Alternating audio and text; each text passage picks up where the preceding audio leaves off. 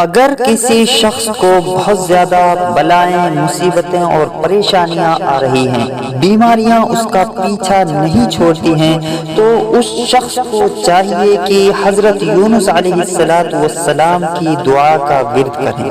انشاءاللہ اس کی مصیبت، اس کی پریشانیاں جلد ختم ہو جائیں گی۔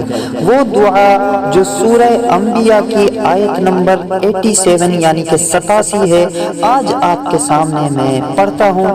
آپ اس کو اگر صبح شام دونوں وقت میں 7 مرتبہ پڑھیں گے تو انشاءاللہ آپ کی مراد بر آئے گی، آپ ہر پریشانی، ہر مصیبت اور بلا سے نجات پائیں گے۔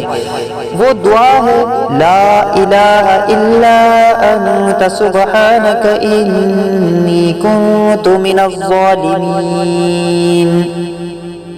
اس کا ترجمہ ہے تیرے سوا کوئی معبود یا کوئی حاکم نہیں ہے، تو بے عیب یعنی کہ پاک ہے، بے شک میں قصوروار ہوں۔ دوستو، یہی وہ دعا ہے جس کی احادیث میں بہت زیادہ فضیلت آئی ہے۔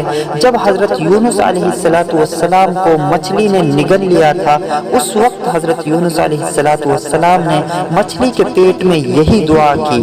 اللہ رب العالمین نے ان کو مچھلی کے پیٹ میں زندہ رکھا اور اس دعا کی برکت سے ان کو مچھلی کے پیٹ سے صحیح سلامت واپس نکال لیا۔